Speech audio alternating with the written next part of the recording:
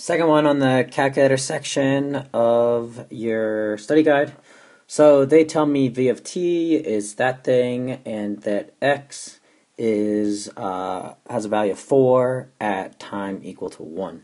So you should know that to go from v to x I need to integrate, and that like a definite integral, so the integral from a to b of v of t dt is going to be the displacement of x over, or of whatever it is over that position. So for example, look at this little thing that just popped up. If I had a and b and I had meters per second, so this was velocity and this was time, then this area right there would be the displacement, and that's what I'm finding when I'm doing here.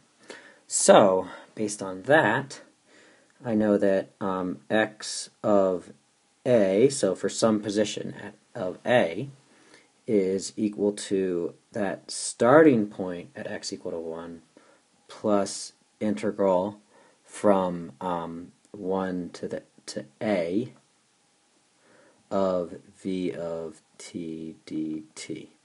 And I'm just choosing a. This a is not that a. I'm just using a because I didn't want to use t because I'm already using t. I didn't want to use x because I'm already using x. So I was like, all right, whatever, I'll use a. So they want to know what the position is at time equal to 3. So what I need to do is find x of 3, and that is 4, the starting point at 1, plus the displacement from 1 to 3 of this thing. So I'm going to write 3 ln t plus 5t.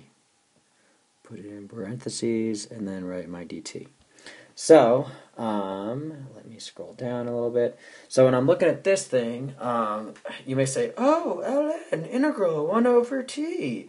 But no, that's the derivative of ln. We haven't talked about the integral of ln, and we won't in this course, because I think you need integration by parts. Anyway, you don't want to hear that.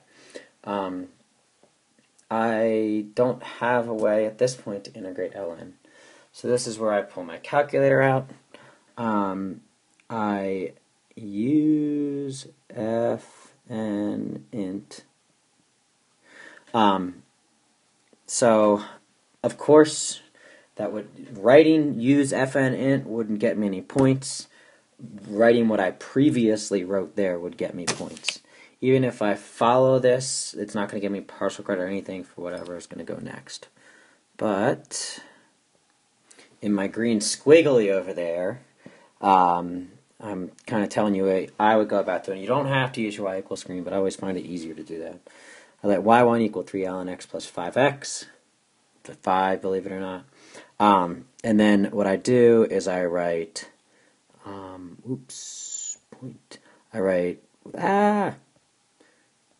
I write 4 plus fn int y1 comma x comma 1 comma 3. That's just the calculator version of this right here with x's instead of t's. Anyway, that gives me a final answer of 27.888 when rounded. Although it doesn't say, actually it doesn't give me units for position. It just gives me units for time. I know it's seconds, so I don't really know what the units are. So anyway, it's 27.888, and that's all.